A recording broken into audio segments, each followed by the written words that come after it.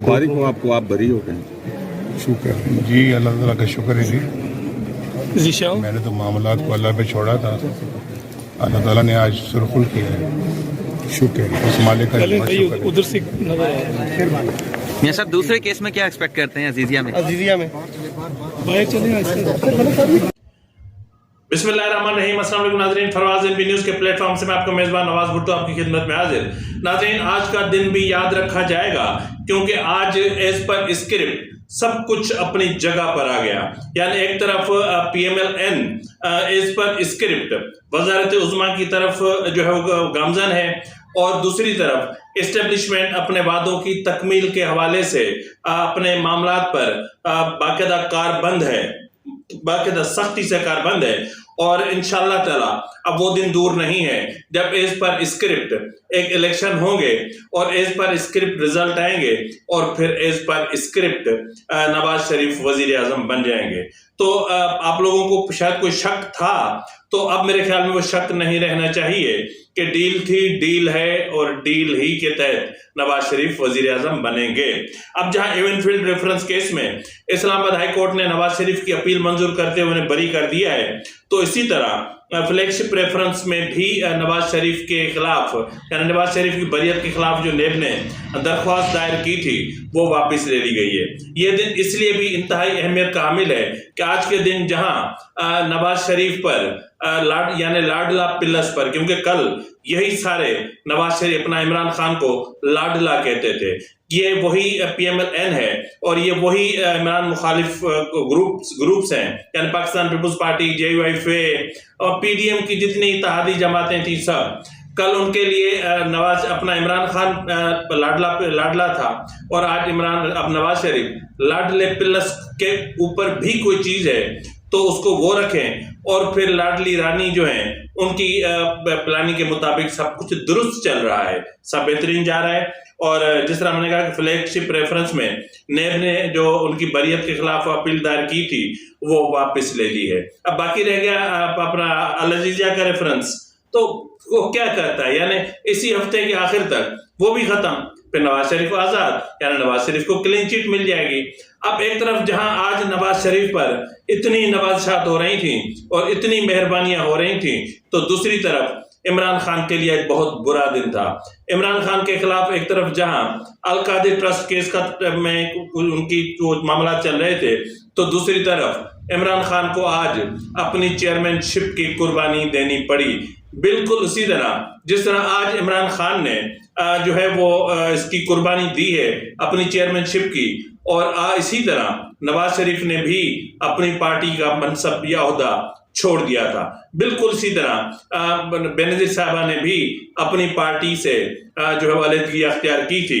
तो ये सब कुछ एज पर स्क्रिप्ट चल रहा है, हमारा मुल्क एज पर स्क्रिप्ट चल रहा है, हमारे मुल्क का निज़ाम अदल एज पर स्क्रिप्ट चल रहा है और सब बेहतरीन चल रहा है। इसमें मैं तो हैरान हूं कि लोग क्यों बातें करते हैं। अच्छा तो है, खामखा के लिए तजादात पैदा कर दो, इख्तलाफात पैदा कर दो, उलझने पैदा कर दो, भाई सुलझने पैदा करो।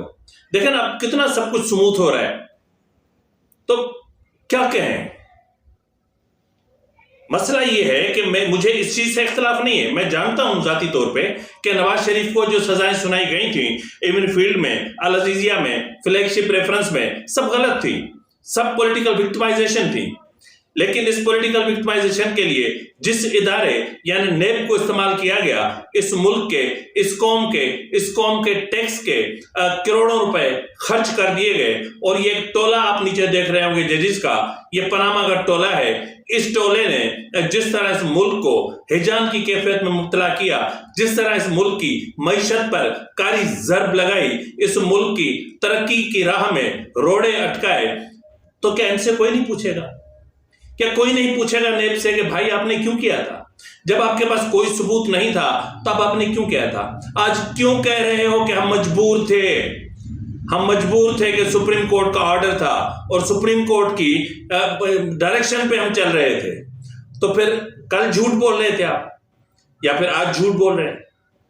अगर आज आप सच बोल रहे हैं तो फिर मेरे ख्याल में कि नेब के खिलाफ अगर अदलिया में दम है तो وہ نظر تو نہیں آ رہا، لیکن اگر میں مطلب عدلیہ میں دم ہوتا تو میں کیا ہم سب دیکھتے کہ جس طرح جسٹس قاضی فائز عیسیٰ صاحب وکیلوں پر پینلٹی کرتے ہیں، ان پر جرمانے عائد کرتے ہیں، وقت ضائع کرنے پر جرمانے عائد کرتے ہیں.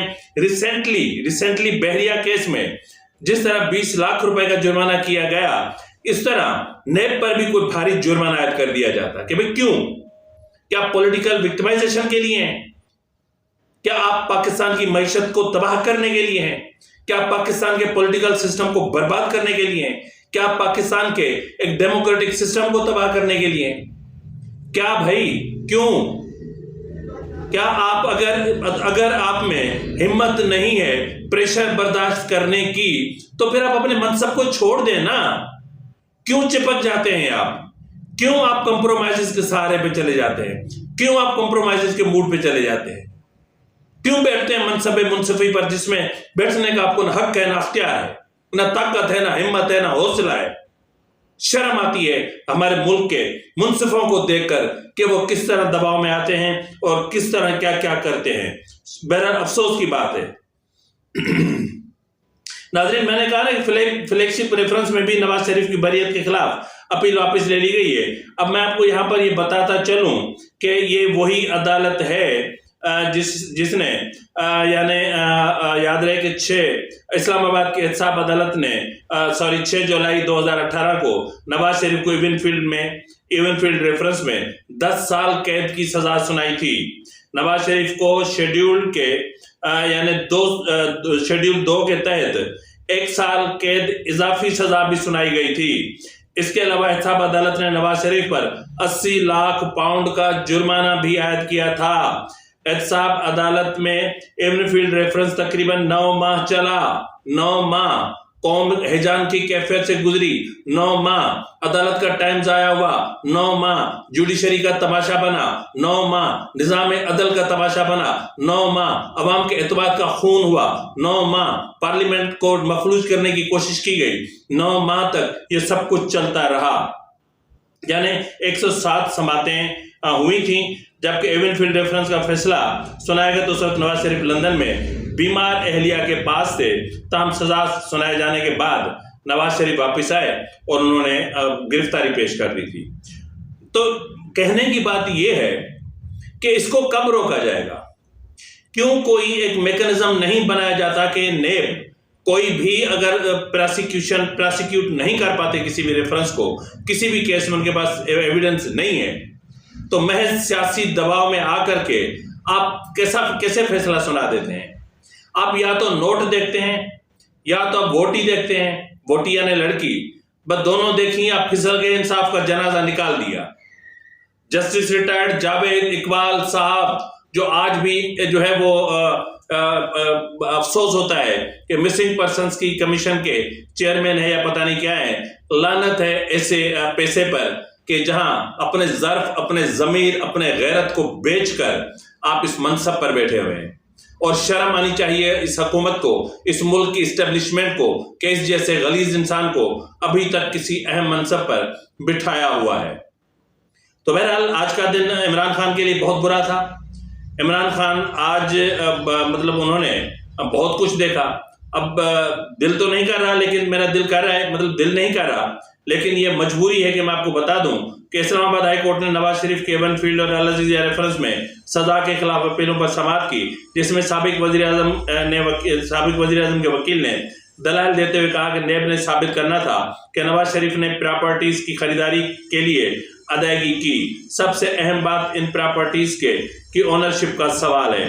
نہ تو زبانی نہ دستاویز ثبوت ہے کہ یہ پراپرٹیز کبھی نواز شریف کی ملکیت رہی ہوں. بچوں کو کہ نواز شریف کے زیر کفالت کا بھی کوئی ثبوت موجود نہیں. ان تمام چیزوں کو استغاثہ کو ثابت کرنا ہوتا ہے. کوئی ثبوت نہیں کہ پراپرٹیز نواز شریف کی ملکیت یا ان کی تحویل میں رہیں. امجد پرویز کے دلائل پر چیف جسٹس عامر فاروق نے سوال کیا کہ یہ سارا پراسیکیوشن کا کام ہے. اس پر امجد پرویز نے کہا کہ جی بالکل، یہ سب پراسیکیوشن نے ہی ثابت کرنا ہوتا ہے. کورٹ نے مفروضے پر سزا دی اور فیصلے میں ثبوت کی بجائے عمومی بات لکھی۔ عدالت نے کہا کہ مریم نواز بینیفیشل اونر تھیں اور نواز شریف کی زیر کفالت بھی تھیں۔ عدالت نے کہا کہ بچے عمومی طور پر والد کے زیر کفالت ہوتے ہیں۔ نواز شریف کے وکیل نے مزید کہا کہ لاہور ہائی کورٹ نے ایک نیب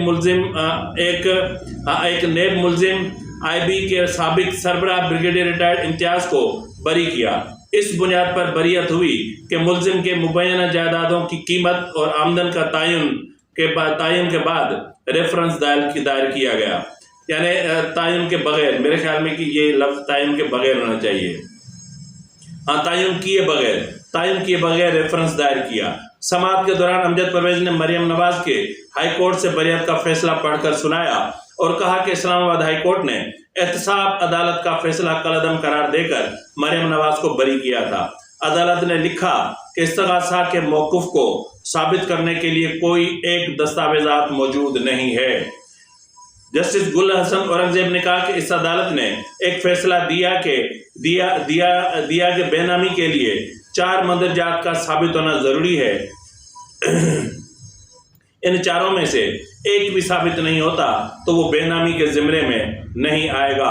عدالت نے امجد پرویز کے دلائل مکمل ہونے کے بعد کیس کا مختصر فیصلہ سنایا اور نواز شریف کو ایون فیلڈ ریفرنس میں سنائی گئی سزا کالعدم قرار دیتے ہوئے انہیں بری کر دیا۔ اب تفصیلی فیصلہ بعد میں دیا جائے گا، اور اس میں جس طرح میں نے آپ کو ابتدائی میں بتایا تھا کہ نیب نے فلیگ شپ ریفرنس میں بھی نواز شریف کی بریت کے خلاف اپیل واپس لے لی ہے۔ اب ناظرین، کیا آپ کے ذہنوں میں سوال نہیں اٹھتے؟ اگر سب کچھ آپ کو اسی طرح ہی چلانا ہے جس طرح چلا رہے ہیں تو پھر بس ہو گئی نا۔ جس طرح نیب پر آپ نے کروڑوں روپے برباد کر دیے، اسی طرح آپ انتخابات پر کتنے ارب برباد کرنے جا رہے ہیں آپ کو پتہ ہے، اور اس کے بعد آپ کو نتیجہ وہی چاہیے جو آپ نے اخذ کر رکھا ہے، یعنی آپ نے جو ڈیسائیڈ کر رکھا ہے۔ اس سے پہلے والے ویلاگ میں نے کہا تھا نا کہ سلام ہے اسٹیبلشمنٹ کو، سلام ہے اسٹیبلشمنٹ کی سوچ کو، سلام ہے اسٹیبلشمنٹ کی ویژن کو، سلام ہے اسٹیبلشمنٹ کی استقامت کو، سلام ہے اسٹیبلشمنٹ کی دور اندیشی کو، سلام ہے اسٹیبلشمنٹ کی فہم و فراست کو، سلام ہے اسٹیبلشمنٹ کے جو فیصلے ہیں کہ 10 سال کے بعد بھی کیا کرنا ہے، کس طرح کرنا ہے، کس طرح ان کی پلاننگ کرتے ہیں، ان کی منصوبہ بندی کو سلام ہے۔ سلام ہی سلام ہے سر، ٹھوک ٹھوک کے سلام ہے۔ مجھے اعتراض اس پہ نہیں ہے کہ نواز شریف کو بریت ہو رہی ہے، مجھے خوشی ہے کہ کم سے کم ایک جھوٹ تو ثابت ہوا، لیکن یہاں پر سوال اٹھتا ہے ایک ادارے کا، کیا ایک ادارہ خود مختار نہیں ہے؟ کیا ایک ادارہ آزاد نہیں ہے؟ کیا ایک ادارہ اس میں اتنا بھی پوٹینشل نہیں ہے، اتنا بھی اسٹیمنا نہیں ہے، اس کے پاس اتنی بھی ہمت نہیں ہے کہ مطلب جس کا دباؤ آئے اس کے دباؤ میں آ کر کے ریفرنس دائر کر دے، اور پھر اسی دباؤ میں آ کر اس سے ریفرنس دائر ہوتا ہے اس میں پھر ثبوت بھی نہیں ہے اور عدالتیں سزا بھی سنا دیتی ہیں؟ کمال ہے نا۔ ظاہر ہے کہ جن عدالتوں کے کمروں سے ISI کے لوگ نکلیں گے، جن ججز کے چیمبر سے ISI کے لوگ نکلیں گے، تو وہ عدالتیں ایسے ہی فیصلے سنائیں گی۔ ان کو ضرورت نہیں ہے گواہوں کی، ان کو ضرورت نہیں ہے شواہد کی، ان کو ضرورت نہیں ہے دستاویزات کی، ان کو بس ایک حکم تھا جو آیا اور اس کی تعمیل کرنی ہے۔ یہ ہے ان کی نوکری، اس منصب پر بیٹھنے کی، عدل کرنے کی، انصاف کرنے کی۔ اور پھر میں اتنا سا آخر میں ضرور پوچھوں گا تو بھائی اللہ کو کیا منہ دکھاؤ گے؟ کچھ خدا کا خوف کرو۔ فی الوقت کے لیے اتنا ہی، ملتے ہیں اگلے پروگرام میں، تب تک اجازت دیجیے، فی امان اللہ۔